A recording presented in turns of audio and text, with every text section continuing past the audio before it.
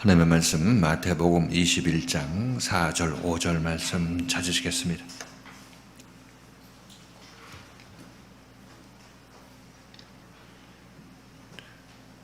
한 절씩 교독하십니다. 마태복음 21장 4절 5절 두 절 말씀입니다. 이는 선지자로 하신 말씀을 이루려 하심이라. 일러스되 시온 딸에게 이르기를 내 왕이 내게 임하나니 그는 겸손하여 나귀 곧 멍에 매는 짐승의 새끼를 탓도다 하라 하였느니라. 아멘. 오늘 말씀은 시온에 따라 그는 겸손하여 나귀를 탓도다, 이런 제목으로 이 말씀 같이 생각해 보도록 하겠습니다.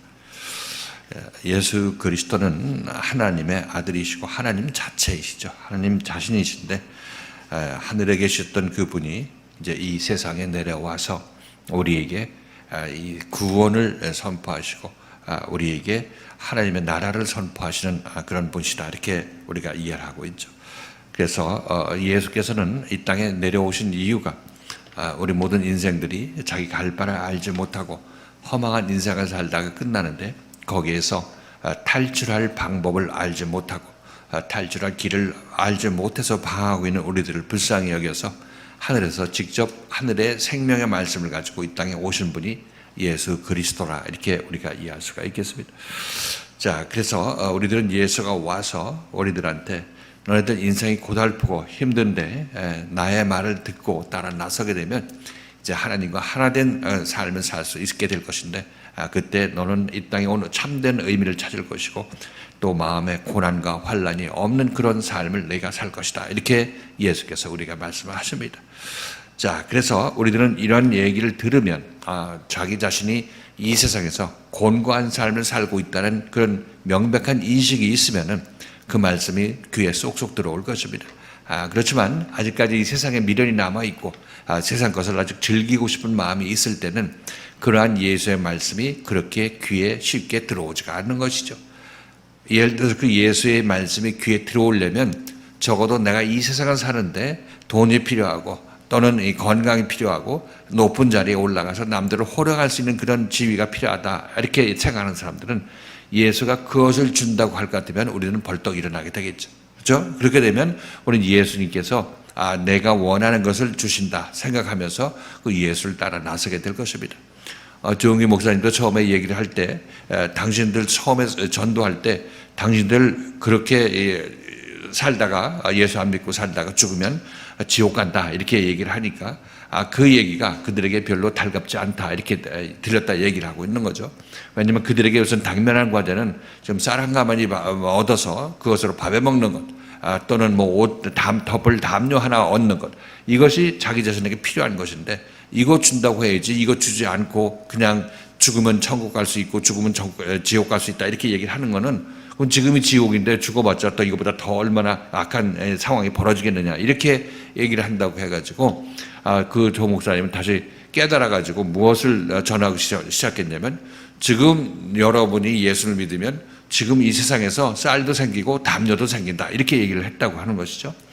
이렇게 하니까 이제 그 사람들이 그럼 한번 들어보자 하고 예수 앞으로 왔고 교회 앞으로 왔고 그러 말미암아 이제 이 교회 나온 사람들이 점차 잘 되는 것을 보고 나서 그들은 이제 예수 믿기 시작했다고 얘기를 하는 거죠. 그래서 교회가 부흥된 것이고, 특히 조 목사님이 그 은사를 베풀어서 병든 자를 고치고 절름발이를 걷게 하고 하는 이런 일들을 하시니까 많은 사람들이 구름처럼 모였다는 것을 알 수가 있습니다.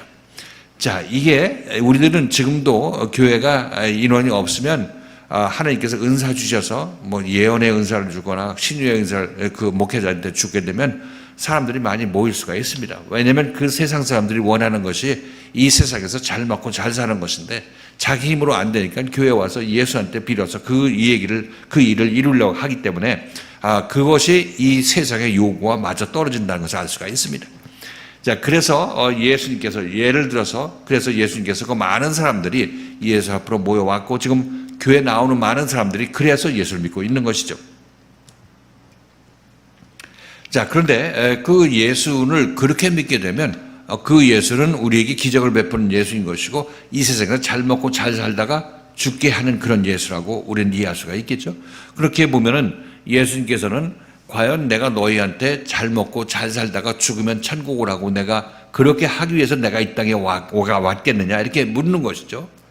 지금 교회에서도 이 질문을 그대로 답해야 되는 것입니다. 예수께서 이 땅에 왜 왔는지, 그렇게 많은 교회의 교인들이 모여가지고 큰 교회 형성해가지고 남들한테 구제해주고 나눠주고 하고 그러다가 죽으면 천국에 오면 너 선행했기 때문에 내가 천국에 좋은 집 준다 이런 식으로 예수 믿고 있는 것이 큰 교회고, 그 지금 거의 모든 교회가 그렇게 예수를 믿고 있습니다. 그건 예수 믿는 것이 아니죠. 실질적으로 이건 예수 믿는 것이 아니라 그건 예수가 이 땅에 와서 우리에게 이 땅에서 이 죄악 세상에서 잘 먹고 잘 살다가 죽게 하는 그 예수를 가르치고 있다면 이건 전부 가짜 예수를 가르치는 것일 수밖에 없는 것이고, 예수를 알지 못하고 그렇게 선전하고 전도하는 것이라고 말씀드리는 것입니다. 자, 그래서 우리 예수는, 지금 여러분들이 여기서 배우고 있는 예수는 진짜 예수를 여러분들이 배우고 있습니다. 그 예수는 바로 우리가 이 세상에 살면서 이 세상에서 예수를 빌어서라도 이 세상에서 잘 먹고 잘 살라고 하는 그런 사람들한테 너희가 이 세상에서 잘 먹고 잘 살아도 허망해 죽는 것은 마찬가지라. 내가 이 땅에 온 이유는 너희들한테 하나님의 생명의 말씀을 주어서 하나님과 한마음 되게 만들어서 하나님의 마음으로 이 세상을 살다가 하나님 앞으로 오라고 내가 보냄을 받았다. 이렇게 말씀하시는 것입니다. 자, 이거 잘 생각해야 되는 것입니다. 나의 마음이, 지금 우리 모든 죄인들의 마음은, 소경들의 마음은 이 세상에서 잘 먹고 잘 사는 것입니다. 그런데 그것은 예수가 바라는 것도 아니고 예수가 이 땅에 온 목적도 아닌 것입니다. 그렇기 때문에 우리들은 적어도 예수 믿는 여러분들이, 여기서 예수 믿는다고 하는 여러분들은 그 예수가 여러분들에게 어떻게 하나님의 마음을 주는지, 내가 언제 하나님의 마음을 받아야 되는지, 어떤 것이 세상 마음이고 어떤 것이 세상 지혜인지를 여러분들이 인지하지 못하니까 말씀이 여러분들에게 지적해 주는 것입니다. 그것이 세상 생각인 것이고, 그 세상에서 잘 먹고 잘 살다가 죽으려고 하는 그런 소경들이 소망하는 것이다. 이렇게 얘기를 여러분이 듣게 되는 것이죠. 그렇다면 여러분들은 그런 생각을 바꾸려고 하셔야 되죠. 이게 예수 믿는 사람들이 당연히 해야 될 일인 것입니다. 참다운 예수는 여러분들이 생각하고 있는 그 생각을 뒤집어 엎어서 여러분 세상에 잘 먹고 잘 살고자 하는 그 생각을 갖고 있는 여러분들한테 그게 다가 아니라 그것은 내가 필요할 때 너한테 줄 것인데, 그런데 지금 당장 너희들은 그런 생각을 바꿔야 된다는 얘기를 하고 있습니다. 그래서 그 생각이 여러분들은 자동적으로 세상에서 잘 먹고 잘 살아야 예수 믿을 것 아니냐 이렇게 여러분이 얘기를 하겠지만은, 그런 네가 예수를 제대로 믿으면 잘 먹고 잘 살 수 있게 되는 것이고, 그것이 필요하다는 것은 내가 알고 있다고 예수께서 말씀하시는 것입니다. 그러니까 우리가 예수를 믿는 사람이라면 나의 예수 믿는 방식을 주장할 것이 아니라 예수가 나를 따라오라는 방식대로 여러분 생각을 바꿔서 따라와야 되는 것입니다. 그렇죠? 그래서 예수가 이 땅에 와서 그 예수가 우리를 살리는 방식으로 전도를 했는데, 그러나 이 세상 사람들이 그 예수의 말을 들었어요? 안 들었어요? 안 들었죠. 바리새인과 서기관들이 안 들었고, 지금 기독교인들이 안 듣고 예수의 말씀을 무시하고 그냥 예수를 통해서, 가짜 예수를 통해서 이 세상에서 잘 먹고 잘 사는 것을 원하고 있으니까 이들은 예수의 말씀을 전혀 안 들은 사람들이라는 것입니다. 그래서 우리들은 가만 보면 예수가 이렇게 해라 저렇게 해라 우리면 잘 따라 나설 것 같죠. 그러나 나중에 그 가짜 예수는 그렇게 하다가 여러분 죽기까지 기다리는 것입니다. 진짜 예수는 그렇게 하면 우리가 죽기 때문에, 예수가 온 보람이 없고 예수에서 생명을 받지 못했기 때문에 그런 생각 버리고 내가 너희에게 생각을 바꾸라는 그 생각으로, 그 말씀으로 너희 생각을 바꿔 나가야 된다 이렇게 얘기를 하고 있습니다. 그래서 그 예수가 우리 그 예수를 만난 사람들은 이제 그 요청을 항상 받죠. 그렇죠? 자, 가만히 생각해 보세요. 여러분들이 지금 이 말씀을 듣고, 이 자유의 말씀을 듣고 여러분 순종해서 따라 나서는가? 아니면 그 도중에 서가지고 여러분들이 여러분의 옳담, 난 이것이 필요하고 난 이것을 붙잡고 있어야 되고 하면서 여러분 자신을 주장하느라고 이 말씀을 거절하고 있는지 여러분 스스로에게 질문해 보십시오. 질문해 보시면 여러분들은 분명히 이 말씀을 거절하고 있으면 여러분은 세상 것을 원해서 그것을 놓지 못해서 이것을 거절하고 있는 것입니다. 이것이 바로 예수 앞에서 예수의 말씀을 거절하게 되는 것이고, 그러면 예수를 여러분이 믿어도 예수를 믿지 않는 그런 사람으로 여러분들이 그 자리에 서 있고 이 자리에 앉아 있는 것입니다. 그렇죠? 여러분 잘 생각해 보셔야 된다고 말씀드리는 것입니다. 그래서 여러분들이 예수를 이 성경에 보면 예수님께서 이 땅에 오셔서 우리를 구원하시기 위해서 오셨는데, 아유, 감사합니다. 우리를 빨리 구원해 주세요. 이렇게 얘기하는 것이 아니라, 우리가 원하는 구세주는 이 세상 것을 우리에게 주는 구세주를 원하기 때문에 그것을 안 주는 참다운 구세주를 우리는 배척하게 되어 있다고 말씀드립니다. 그래서 어떤 사람이 예수를 배척할까? 이렇게 우리가 질문을 한다 할지라도 그것은 어떤 사람이 배척하는 것이 아니라 우리 모두가 다 나를 구원하러 온 예수를 배척할 수밖에 없습니다. 그런데 그 배척하고 또 그 예수가 오히려 싫다고 여러분들이 다 주장할 것입니다. 다 그렇게 얘기할 것이에요. 나 그렇게 책망하는 예수 말고 나에게 물질 축복 주고 남들의 군림할 수 있는 그 힘 주고 하는 그런 예수 나는 원하지, 예수가 나에게 주겠다는 그 생명을 주는 예수는 나는 원치 않아. 이렇게 여러분이 전부 고백하고 있는 것입니다. 여러분이 모르는데도 여러분 삶을 그렇게 살고 있다고 말씀드리는 거죠. 이게 예수를 싫어서 버림받는 것이고 예수를 미워하는 그런 사람들의 모습이라고 얘기를 할 수 있겠고, 이것은 우리 모든 인생들이 예수의 참다운 생명의 말씀을 만나면 우리가 보이는 반응인 것입니다.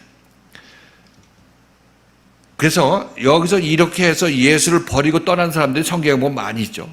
그 몇십만 명이나 되는 예수를 따랐던 사람들이 예수 한번 죽이고 바라바 내달라고 했던 사람들이 그런 사람들의 모습이었던 것이고, 바리새인과 서기관들은 말할 것도 없었죠.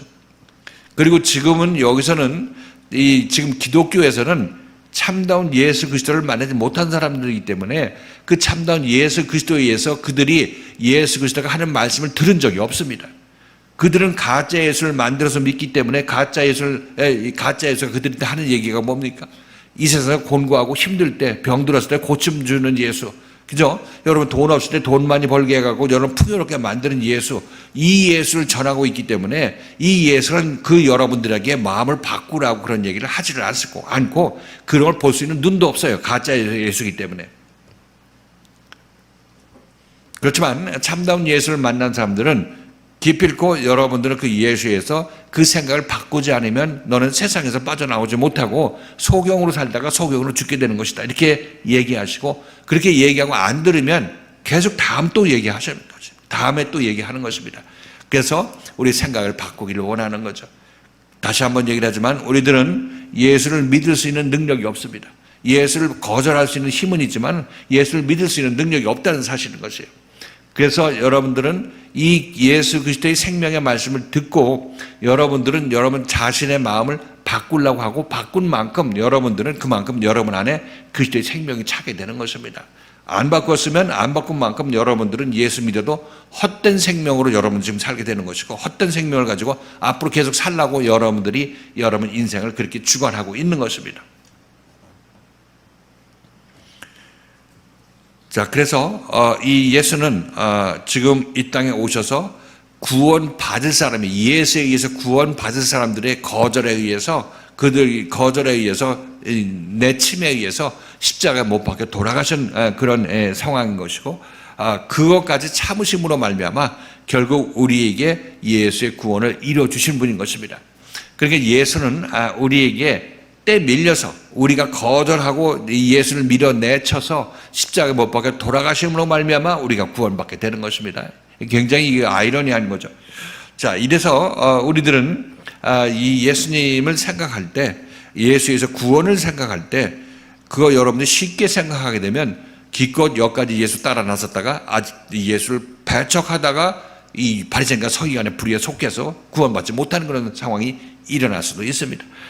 단지 예수에서 구원받은 사람들이라면, 그 당시에 구원받은 사람들은 바로 예수를 믿고 따라 나서서 종국적으로 예수 앞에 남아 있어서 예수에서 고침받는 과정, 생각을 바꾸는 과정을 끝까지 참여한 사람들, 이런 제자들이 결국 사도가 되었다는 것을 여러분께서 다 배운 바대로, 그 사도들이 이제 구원을 받았다, 이렇게 말씀드리는 것입니다. 자, 지금 이 장면이 예수님께서 지금 예루살렘에 입성하죠. 3년 반 동안 제자들과 함께 움직이면서 제자들에게 세상 것을 바라는 제자들한테, 나는 너에게 세상 것 주러 온 것이 아니라 너에게 영원한 생명을 주러 왔어. 너네 썩어질 양식을 위해서 일하지 말고 영원히 있을 양식을 위해서 일하도록 하라. 이렇게 예수님께서 말씀하시면서 그들이 3년 반 동안 그들의 생각들을 뒤집어 놓고 바꾸는 일로 계속 인도해 나갔습니다. 한 번 해서 안 들면 그 다음에 다시 또 얘기하고 다시 또 얘기하고, 그래서 3년 반 동안의 기간 동안에 이 제자들은 예수에서 책망받은 만큼 고침을 받았죠. 고침 받아서 이제 어느 정도 다 이루어졌고 이제 십자가 사건 일어날 때가 완성될 때가 되었기 때문에 이제 그 제자들과 함께 많은 군중들과 함께 예루살렘으로 입성하는 장면이 바로 이 마태복음 21장의 모습인 것이죠. 이때 지난 시간에 살펴봤던 대로 예수님께서는 이 너희 맞은편 마을에 있는 이 마을로 가서 그 나귀와 그 나귀 새끼가 있는데 그것을 끌고 오라 이렇게 얘기를 하고 있죠. 누가 뭐라고 하면은 주께서 쓰시겠다 그러면 줄 것이다 이렇게 얘기를 하고 있습니다. 그래서 그 명령을 받고 이제 이 제자들이 둘이 보냄을 받고 걸리 가게 되는 것이죠. 그 장면을 놓고 이제 예수님께서 이 마태는 이렇게 하신 이 과정을 어떻게 얘기를 하고 있냐면 이 스가랴 선지자가 예언한 대로 이 예수님께서 나귀를 타기 위해서 나귀를 가져오라고 해서 나귀를 타고 예루살렘으로 입성하신다 이렇게 얘기를 하고 있습니다. 자, 이렇게 얘기를 하면서 이제 오늘 한 말씀이 이것이죠.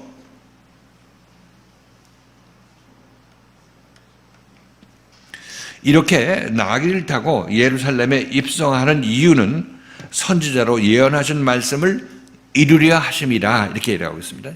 선지자가 예언한 것을 이루기 위해서 예수께서 나귀를 타시고 예루살렘에 입성한다 이렇게 얘기를 하고 있습니다.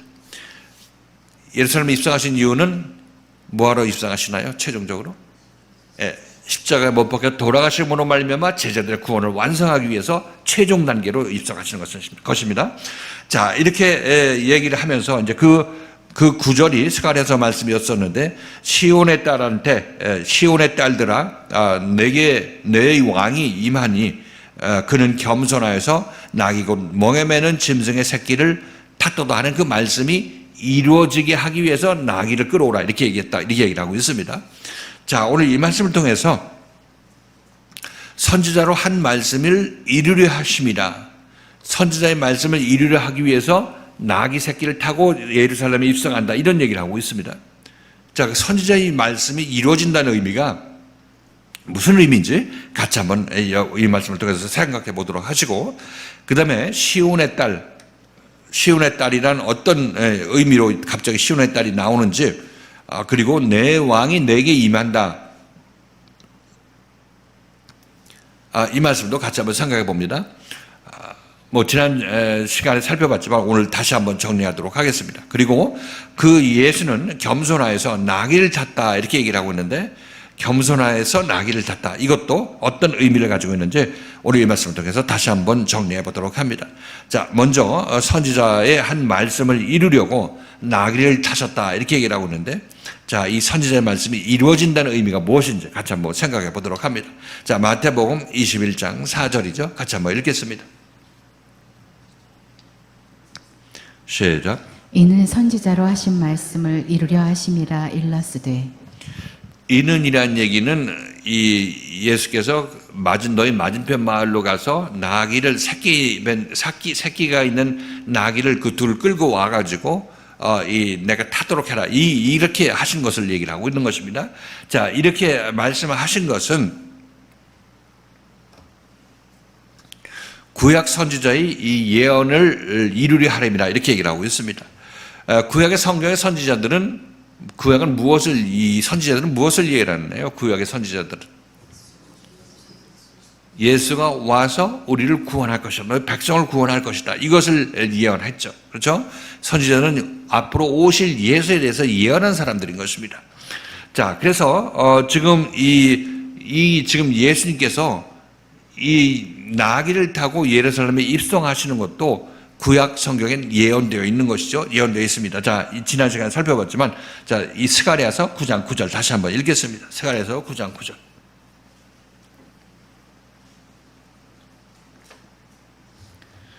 스가랴서 9장 9절.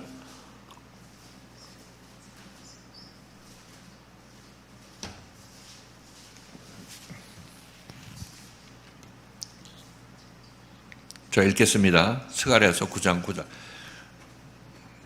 시작. 시온에 따라 크게 기뻐할지어다. 예루살렘에 따라 즐거이 부를지어다. 보라, 내 왕이 내게 임하나니 그는 공의로우며 구원을 베풀며 겸손하여서 나귀를 타나니 나귀의 작은 것 곧 나귀 새끼니라.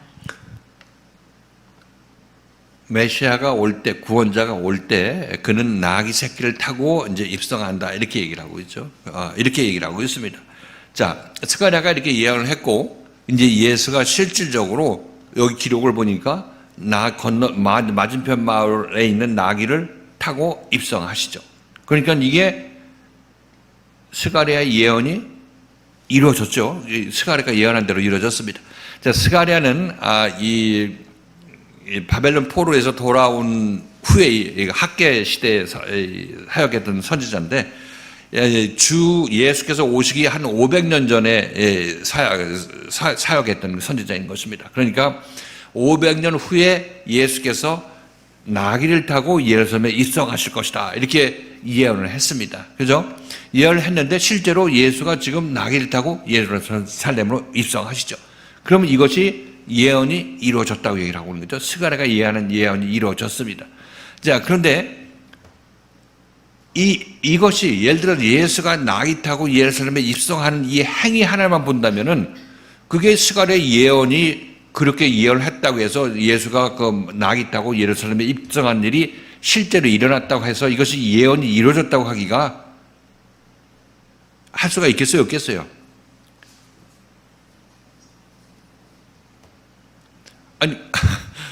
아니 그 일이 실제로 예수께서 나귀를 타고 입성했다 하더라도 이게 무슨 의미가 있겠습니까? 예를 들어 말 타고 안 가고 나귀 타고 갔다. 그러니까 이 스가랴 예언이 맞았다, 이렇게 얘기한들 이게 이루어진들 무슨 소용이 있겠냐 말이죠. 그죠? 근데 지금 기독교인들은 그거 이루어졌으니까 이게 정말 예수가 진짜다 뭐 이런 식으로 얘기를 하고 있는데, 이게 이런 식으로 그 일이 그대로 일어났다고 해서 그것이 이 예언이 이루어졌다고 할 수가 없는 것입니다.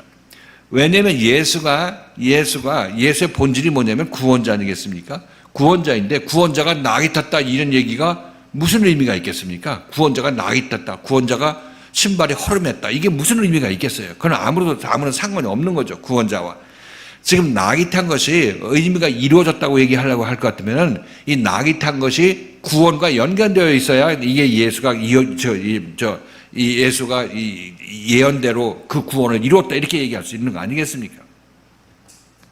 그 지금 여기서 이 예언이 이루어졌다고 하는 것은, 그러면 지금 교인들 저쪽 밖에 사람들이나 우리한테 물어보면 지금 이 예수가 나귀 타고 있는 현장에 우리가 지금 이 현장 기록을 보고 있는데, 이것이 과연 이 예수님이 오신다는 그 말씀이 이루어져서 나귀를 탔다는 것까지 딱 맞췄으니까 이게 은혜롭다, 이게 기적이다, 뭐 이렇게 얘기하고 있을 것이 아니라 이 나귀를 탄다는 의미가 무엇인지, 이게 구원과 연결돼서 무슨 의미인지를 알아야 비로소 예수가 그 일을 이루었다, 이렇게 생각할 거 아니겠습니까?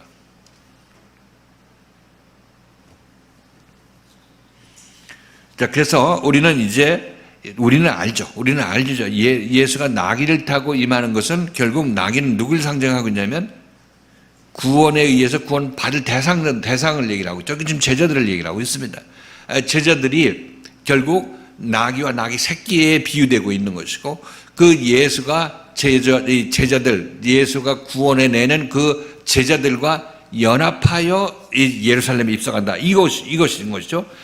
이것이 나귀 타고 예루살렘에 입성한 것의 참 의미인 것입니다.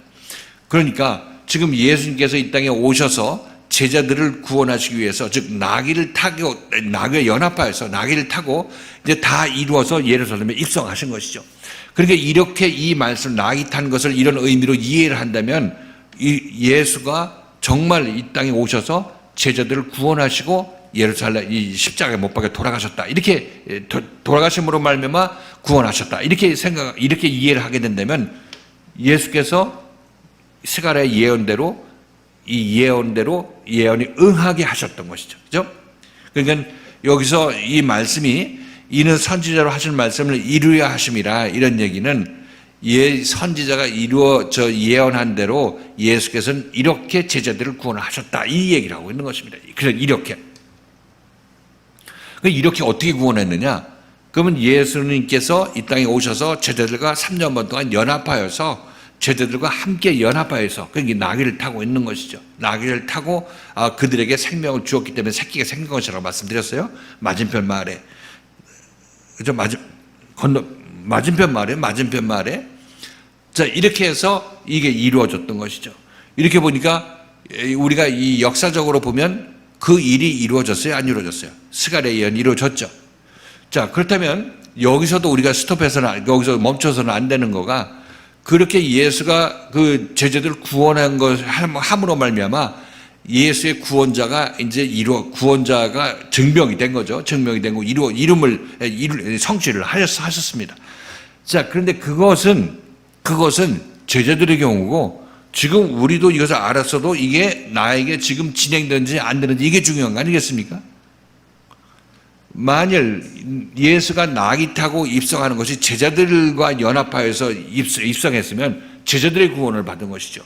그러면 여러분들은 지금 예수에 의해서 여러분들이 나귀를 탄과 동일하게 비유되는 것과 마찬가지로 여러분들은 예수의 말씀과 연합하는 그런 과정이 있습니까?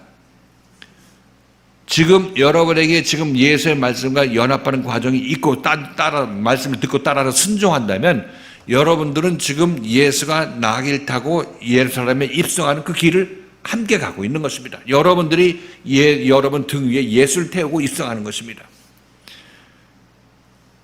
그러니까 우리들은 지금 기독교의 어떤 그 얕음이 뭐냐면 지금 이 나귀 타고 입성하는 의미가 뭔지를 알지를 못한 채 예수 믿는다고 하고 있는 것이고 혹시 이것이 그런 뜻이라는 걸 알고 있어도 그것이 지금 자기 자신에게 이루어지지 않고 있기 때문에 이것도 헛된 것이라고 말씀드린 것입니다. 이것도 예언에 불과한 것이죠. 그래서 예수 그리스도를 만나지 못하면 예수가 나귀 타고 입성하는 그 현장, 그 당사자가 우리가 되지 못하는 것입니다.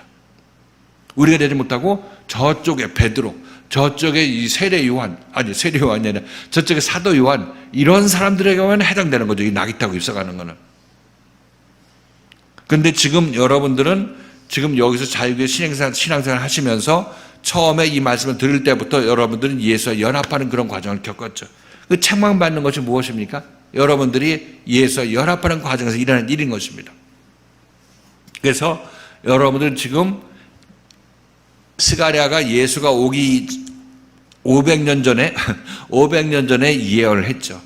그리고 이루어진 게 언제냐면 예수님께 오셔서 제자들이 예루살렘에 입성할 때, 예수와 함께 입성할 때 그때 나귀 타는 것이 그들에게 이루어졌습니다. 그런데 그것이 2000년 후인 지금 이 자유교회에서 그 예수께서 이 제자들과 나귀 타고 입성하는 일이 지금 여기서 일어나고 있는 것입니다. 따라왔어요, 그러니까?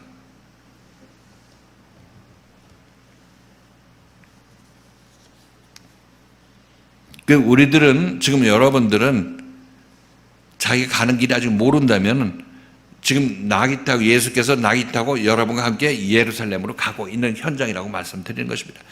지금 여기서 나귀 탄다는 얘기는 예루살렘에 와서 나귀를 탔지만 실질적으로 나귀를 타기 시작한 것은 연합하기 처음부터니까 예수를 만난 처음부터니까 그때부터 나귀를 타기 시작한 것입니다.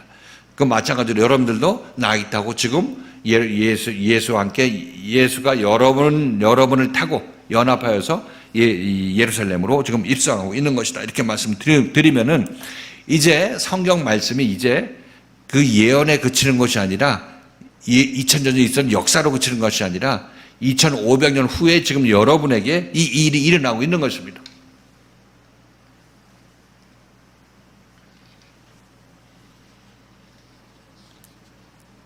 자, 그래서 나귀를 탄다는 얘기는 우리가 지난 시간에 읽어봤나요? 자, 로마서 6장 6절에서 이 말씀을 이렇게 얘기를 하고 표현하고 있는 것입니다.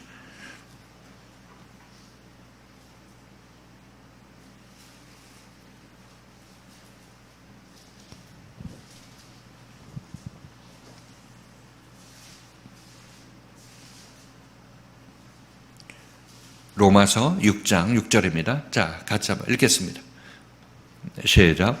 우리가 알거니와 우리 옛사람이 예수와 함께 십자가에 못 박힌 것은 죄의 몸이 멸하여 다시는 우리가 죄에게 종노릇하지 아니하려 함이니 예수와 함께 우리 옛사람이 십자가에 못 박혔다고 얘기를 하고 있죠. 이 함께라는 얘기가 예수와 연합하여서 예수가 우리를 타고 우리가 연합하여서 십자가로 가는 것을 얘기를 하고 있습니다. 지금 그 그림을 이렇게 보여주고 있는 거 아니겠어요? 그리고 이 일이 지금 여러분에게도 일어난 일이어야 여러분들이 구원의 길을 제대로 가는 거 아니겠습니까? 자, 그렇다면 여러분들은 예수와 연합을 합니까? 그리스도의 말씀과 연합을 합니까? 연합을 할 때는 하시죠. 연합 안 할 때도 있죠. 여러분이 말씀을 듣고 성질 내고 내가 뭘 잘못했냐? 난 잘못한지 모르겠다 하면서 모르는 채 이 여러분 예수를 거절할 그런 상황이 있다는 사실인 것입니다. 여러분이 제대로 알면 예수의 말씀을 거절할 일이 없죠. 왜냐하면 그 진리고 이치고 생각해보면 그게 맞는 것이기 때문에 예수의 말씀을 거절하고 성질내는 이유는 단 한 가지인 것입니다. 자기가 모르고 무지해서 몰라서 그러는 것이에요. 몰라서. 그래서 여러분들은 이 말씀을, 이 생명의 말씀을, 저의 말씀을 여러분들이 뭐 억하심정 갖고 듣는다면 제 말씀을 듣고 잘 생각해 보세요. 생각해 보시면 여러분들이 지금 뻗당기고 있는 이것이 예수와 연합을 거절하고 있는 것이고 예수의 말씀을 실어서 버린 바, 여러분들 버려버리는 그 일을 하고 있다고 말씀드리는 것입니다. 그럼 여러분 예수께서 여러분들이 낙이 타고 예루살렘에 같이 입성해야 되는데 여러분들은 말해서 내리라고 예수 쫓아내는 그런 형국을 보이는 거 아니겠습니까? 연합이란 얘기가 말씀을 듣고 따라 나서고 말씀 듣고 순종하고 몰랐던 거 말씀 듣고 알아나가고 이것이 바로 예수와 연합하고 예수가 여러분 나귀를 타고 같이 입성하는 그런 모습이라고 말씀드린 것입니다. 지금 여러분들이 진행되고 있는 일이 연합하는 일이고 예수와 연합하는 일을 지금 여기서 진행하고 있는 것이고 진행되고 있는 것이고 그러니까 그 나귀 새끼를 타고 지금 예수께서 이 예루살렘 그 십자가로 최종 십자가로 가는 그런 과정이라고 말씀드립니다. 그때 우리들은 연합이 이루어지지 않으면 예수가 나귀 타고 입성 못하죠. 그러니까 그 예언에서 여러분들 빠져나가게 되는 것입니다. 자, 그러므로 다시 한번 여러분에게 말씀드리지만 우리는 예수의 말씀을 듣기 싫어서 귀를 막는 것이고 내가 그거 들으면 큰일 난다고 생각해서 보지 않으라고 눈을 감는 것입니다. 그러나 다시 한번 잘 생각해 보셔서 내가 이 예수의 말씀을 듣고 잘 따라 나서야지. 그렇지 않으면 내가 이 세상 자기 옳다며 세상 이 부귀영화 먹고 마시는 것을 붙잡으려고 하다가 결국 예수를 놓치게 되는 그런 불행한 사태가 벌어진다는 사실을 잘 생각하고 기억해야 되는 것입니다.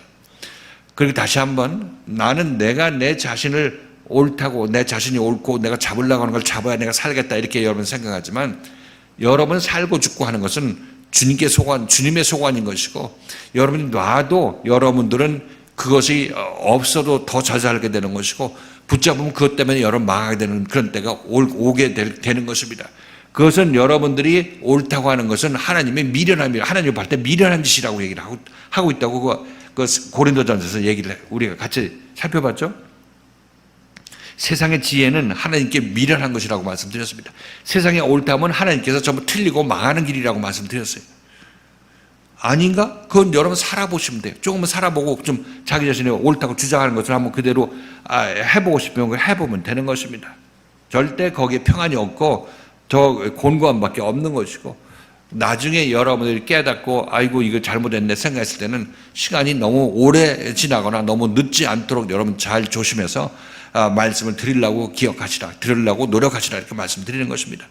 이렇게 해서 여러분들이 이 그리스도의 생명의 말씀과 연합해야 되는 것입니다. 연합해야 여러분들은 온전히 십자가 사건이 여러분에게 일어나게 되는 것이고 여러분의 잘못된 생각이 십자가에 완전히 못 박히는 것입니다. 십자가에 못 박히는 것은 여러분이 아니라 여러분 안에 있는 악한 생각 옛사람이 십자가에 못 박히는 거죠. 여러분이 죽는 것이 아니에요. 근데 그게 착각을 일으켜서 여러분이 죽는 것처럼 생각하죠. 안 죽어요. 여러분은 안 죽어요. 여러분 안 죽고 여러분 안에 있는 그 옛생각, 옛사람이 죽게 된다는 것입니다. 그래서 우리들은 그 예수를 만난 우리들로서는 성경의 이 모든 내용들이 지금 여기서 일어나고 진행되는 일로 만들어야 되잖아요.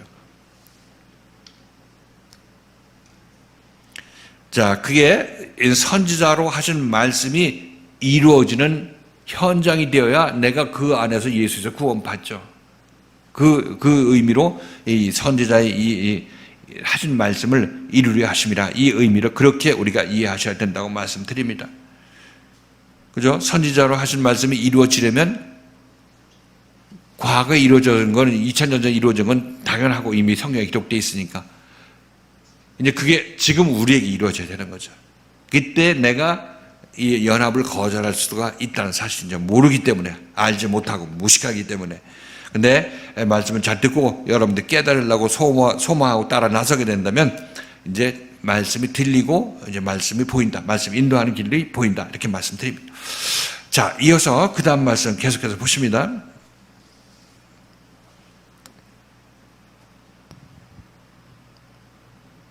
5절이죠. 자, 2장 5절 읽고 그 다음 말씀 보십니다. 읽겠습니다. 시작.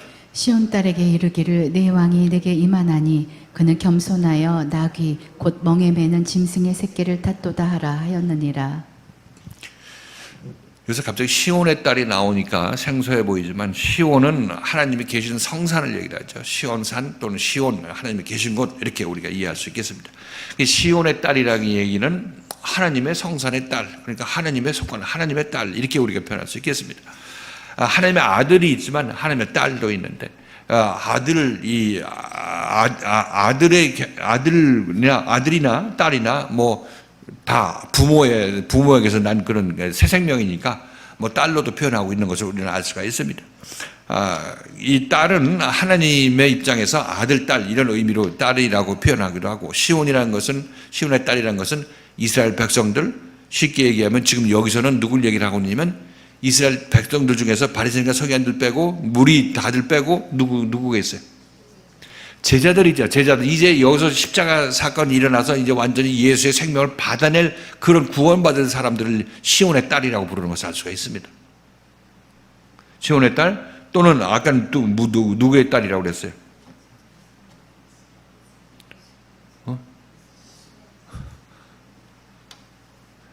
스가랴 9장 9절 아까 읽었는데 그때 무슨 딸 또 나왔는데 예루살렘의 딸. 예루살렘은 하나님이 계신 성전이 있는 예루살렘이죠. 예루살렘은 또 하나님을 상징하고 있는 것입니다.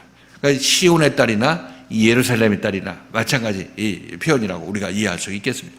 그리고 여기서는 지금 그 사람들이 누구냐면 이제 3년 반 동안 잘 따라 나서서 이제 온전히 하나님의 딸, 하나님의 백성이 될 그런 사람들을 놓고 시온의 딸, 예루살렘의 딸이라고 표현하고 있는 것을 알 수가 있는 거죠. 지금 여러분들도 시온의 딸, 예루살렘의 딸이죠. 그죠? 이렇게 지금 이 표현대로 하면, 스가랴 표현대로 하면, 그렇게 여러분이 그렇게 칭함을 받아도 아무런 부끄러움이 없는 것입니다. 밖에 있는 사람들은 그냥 너도 나도 그냥 좋은 거라면 전부 자기 거라고 이름 갖다 붙이지만, 그러나 그동안 그렇게 이런 삶이 있어야 시온의 딸이 되는 거고 예루살렘의 딸이 되는 거 아니겠습니까? 그 삶이 없으면은 이건 전부 그냥 속임수로 갖다 쓰는 것에 불과하다 이렇게 말씀드립니다. 자, 그리고 그렇게 얘기하면서 시온의 딸에게 이르기를 내 왕이 내게 임하나니, 그 시온의 딸의 왕이 너희 안에, 시온의 딸 안에 임한다 이렇게 얘기하고 있습니다. 그러니까 지금 개념이 맞죠. 여러분들이 생각하고 있던 이 생각하고 맞죠. 여러분 안에 그리스도가 임하는 거죠. 그죠? 지금 자라나고 있는데 완전히 다 자라났을 때 그리스도가 여러분 안에 꽉 차고 장성한 그리스도의 분량에 도달하게 되는 것이죠. 이렇게 됐을 때 여러분들 안에는 왕이 임했다고 얘기를 하고 있습니다. 너희 왕이 내게 임하나니, 이게 의미가 어떤 의미인지 아시겠죠? 이거 구름 타고 와가지고 네 앞에 와가지고 이렇게 얘기하는 것이 아니라 이 왕은 이미 내 안에서 지금 자리를 잡고 자라나고 있고 완전히 기능을 할 때까지 우리는 자라나야 되는 것입니다. 그러니까 이제 십자가 사건이 일어나면 그때 다 이루어지는 것이기 때문에 이제 내 왕이 내게 임한다. 내게가 이제 여러분 어디라고 이제 인식이 됩니까? 이 말씀에서는 우리 안이라고 이제 인식이 됐죠. 예전에는 내 앞에 오는 걸로 알고 있었는데 이게 지금은 우리 안에 임한다는 것을 여러분께서 이해하실 것입니다. 이 재림이라고 말씀드렸습니다. 지금 이 제자들의 경우도 이 예수가 왕으로 그들 앞에 고기 잡을 때 왔죠.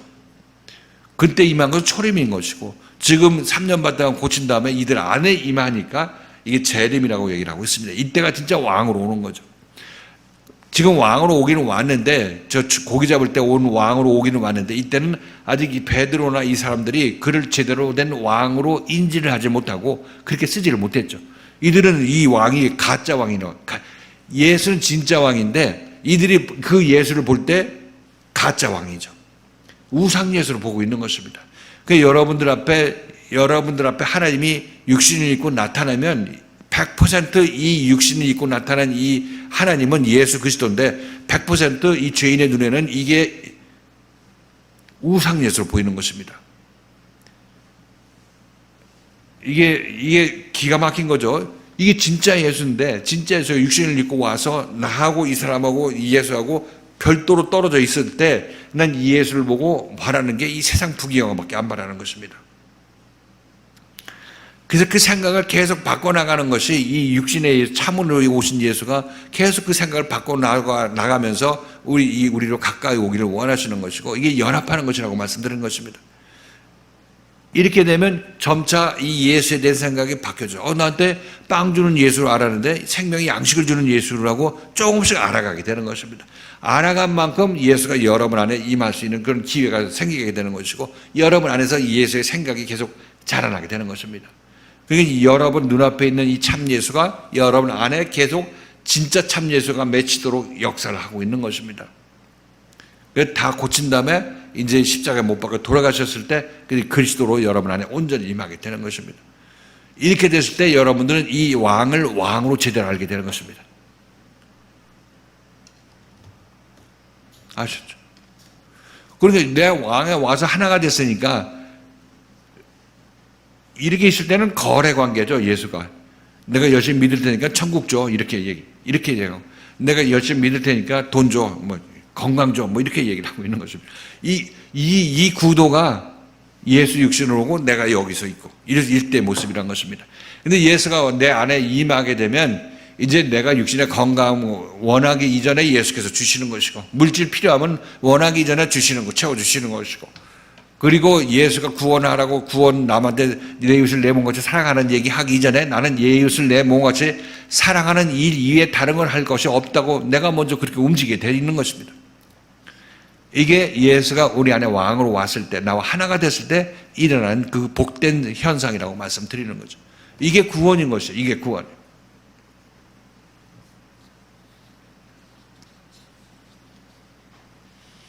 내 왕이 내게 임한다. 이 일들이 여러분 각자에게 지금 진행되고 있으니까 이게 여기서 늦추지 마시고 이 일이 빨리 여러분 각자에게 이루어질 수 있도록 기도하시고 열심으로 따라 나서시라, 이렇게 권면의 말씀을 드리는 것입니다.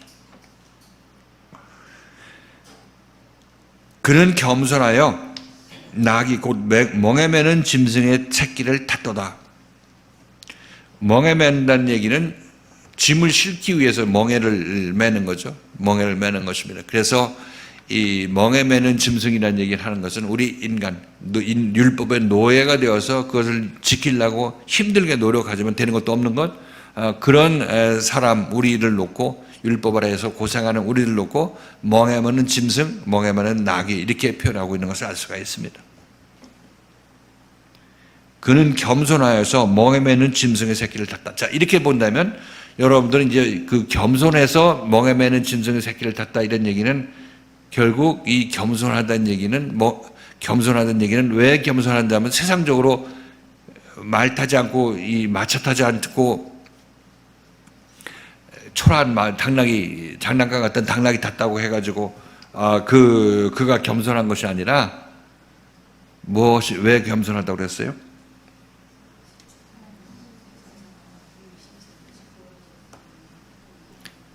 나귀를 탄다는 얘기는 자기가 구원할 사람하고 연합해야 된다는 얘기죠. 연합하기 위해서는 이 사람을 십자가에 못 박아 죽여야 되는 거죠. 예수께서는 십자가에 못 박아 돌아가셔야 되는 것입니다. 그런데 이거는 하나님께 순종하기 때문에 이걸 할 수 있는 거죠. 그렇죠? 순종하지 않으면, 하나님께 겸손한 마음으로 순종할 마음이 없으면 나귀를 탈 수가 있겠어요, 없겠어요? 못하죠. 이 남을 구원하지 못하는 것입니다. 하나님의 생명을 갖고 있어서 하나님의 생명을 가진 자가 하나님의 생명의 원천인 하나님께 순종하는 생명의 질서에 순종하는 그런 사람이기 때문에 이 자가 겸손한, 이 사람이, 이 그리스도가 겸손한 사람이라고 얘기하고 있는 것입니다. 그래서 겸손이라는 것은 여기 다시 한번 얘기를 하지만 세상적으로 내가 뭐 교만한 마음에서 어떻게 큰 세단 탈 수 있겠어? 조그만 뭐 티코나 지금 티코보다 나중에 모닝이나 뭐 있어요? 레이 같은 거 타야지 어떻게 큰 좋은 BM이나 벤츠를 타겠어? 뭐 이렇게 생각하는 그런 겸손을 얘기를 하는 것이 아니라 이 나귀를 탔다는 얘기는 그와 연합하여서 십자가를 겪어야 되기 때문에 겸손한 것입니다. 자, 그래서 이 예수께서는 빌립보서 2장 8절에서 이렇게 얘기합니다. 겸손한 모습은 바로 이렇게 나타나는 거죠.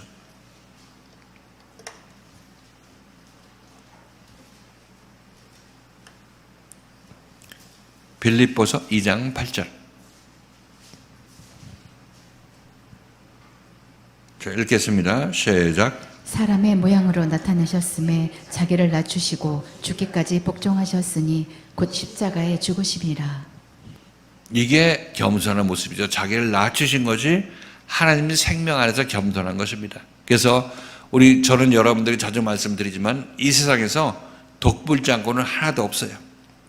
우리는 전부 혼자 독립해가지고 혼자 뭐 하려고 하는 거죠. 그 전부 망하는 게 지름길로 가는 것이라고 말씀드렸어요.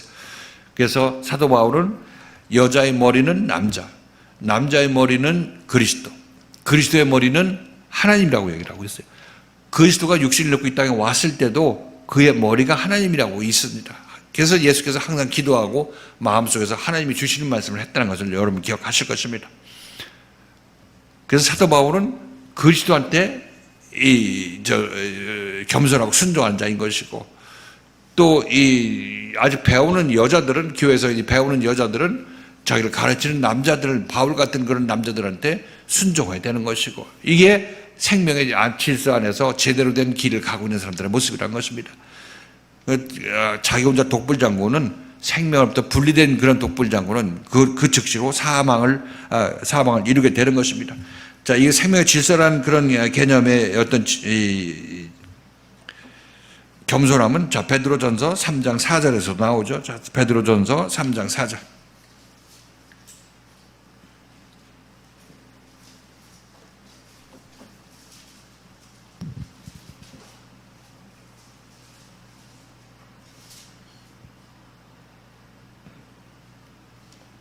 자, 읽겠습니다. 시작. 오직 마음에 숨은 사람을 온유하고 안정한 심령에 썩지 아니할 것으로 하라. 이는 하나님 앞에 값진 것이니라. 6절까지 읽겠습니다. 6절까지. 시작.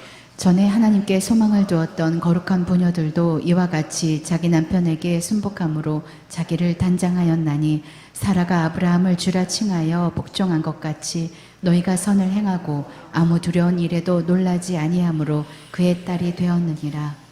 여기서 오직 마음에 숨은 사람을, 마음에 안에 있는 그 숨은 사람을 겸손하고, 여기 단어가, 헬라어 단어가 겸손이라고 이제 번역됩니다. 겸손하고 온유하고는 거의 유사한 단어이기 때문에 이 개역성경에서는 온유라고 번역하였는데, 여기 겸손이라는 단어죠. 오직 마음에 숨은 사람을 온유하고 안정된 심령에 썩지 아니할 것으로 단장하라. 안사람은 속사람을 겸손함으로 단장하라, 이렇게 얘기를 하고 있는 거죠. 베드로가 이렇게 권면하는 거죠. 겸손함으로 단장하라, 자기 자신을 치장하라, 이렇게 얘기를 하고 있습니다. 이는 하나님 앞에서 값진 것이니라. 하나님께서 그것을 볼 때 너 겸손하게 그 생명의 질서에 순종하는 그들을 하나님께서 값지게 본다, 이렇게 말씀하시는 거죠. 그러면서 하는 얘기가, 전에 하나님께서 소망을 두었던 거룩한 부녀들이 이와 같이 자기 남편에게 순복함으로 자기를 단장하였다. 그러면서 예를 드는 것이, 사라가 아브라함을 주로 칭하여 복종한 것 같이 너희가 선을 행하고 아무 두려운 일에도 놀라지 아니하므로 그의 딸이 되었느니라, 이렇게 얘기를 하고 있습니다. 그의 딸이 되었다는 얘기는 사라와 같은 그 부류의 사람이 됐다는 얘기를 하고 있는 거죠. 그래서 사라는 아브라함에 순종했다고 얘기를 했어요. 여자가 남자에게 겸손을 보이고 순종했다고 얘기를 하고 있는 거죠. 그죠? 그 생명의 질서에 관해서 얘기를 하고 있는 것입니다. 그래서 생명의 질서를 얘기할 때 그 질서에 잘 순종하는 자들을 겸손한 자라고 얘기를 하고 있는 것입니다. 이해를 하셨죠? 이제 그 예수님께서도 여기서 그는 겸손하다는 얘기가 바로 이런 생명의 질서에 순복해서 십자가의 이 하나님의 뜻인 십자가의 돌아가심으로 말미암아 만백성을 구원하는 그 일을 하시는 것을 놓고 겸손하다고 얘기를 한 것입니다. 이해를 하셨습니까? 이제 자, 그래서 지금 우리들은 지금 당면한 과제가 무엇이겠습니까? 우리들도 지금 그리스도의 생명의 말씀에 순종해야죠. 겸손해야 되는 것입니다. 지금 이 말씀을 전하는 사람은 자기 위에는 그리스도에 순종해야 되는 것이고, 말씀을 받는 여러분들은 이 말씀에 순종해야 되는 것입니다. 그것이 겸손한 것이죠. 그렇게 되면 이제 더욱더 여러분과 그리스도가 연합이 순조롭게 진행되는 거죠. 순조롭게 진행되고 여러분들 고침도 더욱더 그만큼 더 빨리 이루어지게 되는 것이고 더 많이 이루어지게 된다고 말씀드리는 거죠. 지금 여러분들이 이 교회에서 여러분이 말씀을 듣고 따라 나서면서 여러분의 생각도 밝아지는 것을 이해를 하십니까? 더 많이 보고 더 많이 확장적으로 볼 수 있는 눈도 가지게 되는 것이고 제대로 볼 수 있는 눈도 여러분이 허락받고 있는 것을 알 수가 있습니다. 이것이 여러분 세상적으로도 멍청하고 어벙하던 그런 사람들이 또릿또릿해지고 명료해지는 것을 여러분 느끼시게 될 것입니다. 그것은 영적으로 깨끗해지고 밝아지는 거기 때문에 여러분 세상 보는 눈도 명확해진다 이렇게 말씀드립니다. 이번 정치인들 이 말하는 거 보세요. 지금 정신이 하나도 없고 뭐 노인들 몇 표 주고 뭐 젊은이들 몇 표 준다고 이렇게 얘기를 하고 있는데 그거 할 말도 아니고 맞는 말도 아니고 그건 멍청한 말에 불과한 것인데 무엇인지도 모르고 그냥 아무 말이나 막 해야 되는 것을 봤을 때 정말 한심하다는 생각밖에 들지 않습니다. 아무튼 그런 사람들이 바로 이런 교회에 나와서 제대로 듣고 아픈 체험을 통해서 자기 자신의 그 귀신 들린 그 생각들을 다 버리게 된다면은 여기서 말하는 그 귀한 생명의 말씀에 입각해서 말을 하게 될 수 있게 되는 것이고 그런 사람들이 정말 이 세상에서도 똑똑해지는 것이고 영적으로 더욱더 하나님의 사람으로 변화가 일어나는 그런 복을 더 먼저 받게 되는 것이라 이렇게 말씀드리는 것입니다. 자, 여러분들은 이 말씀에 순종 잘 하셔야 되는 것은 너무나 뭐 두말할 나위 없이 진리다 이렇게 말씀드리는 거죠. 자, 그래서 오늘 말씀 이제 정리하면 선지자의 예언이 이루어지는 것은 그 참뜻이 무엇인지 알아야 되는 것이고 그 이루어진다는 얘기는 구원의 의미가 우리에게 이루어진다는 얘기인 것이고 그것은 구원의 의미를 내가 파악하고 이해하는 것으로 끝나는 것이 아니라 그것이 지금 나에게 지금 진행되고 있어야 이루어져야 된다. 이렇게 여러분에게 말씀드리는 것입니다. 여러분들은 지금 그 나귀 타고 예루살렘 성에 입성하는 그 일이 여러분 각자에게 진행되고 있다. 이렇게 말씀드리는 거죠. 그리고 시온의 딸 그리고 우리의 왕이 우리에게 임하는 것 이것은 정말 예수 그리스도를 제대로 믿은 사람들이 바로 얻는 복에 관해서 얘기를 하고 있습니다. 그러니까 그게 기다리던 이 그리스도가 내 안에 왕으로 임할 때니까 이것이 얼마나 영광된 일이겠습니까? 하나님 나라가 우리 안에 임하는 그때인 것이기 때문에 자, 이 일을 이루시는 예수님께서는 우리 하나님 앞에서 겸손해서 정말 우리를 살리기 위해서 우리와 연합하여서 십자가에 못 박혀 돌아가시는 그런 분이시다. 이렇게 이 성경 말씀을 우리에게 계시를 해주고 있습니다.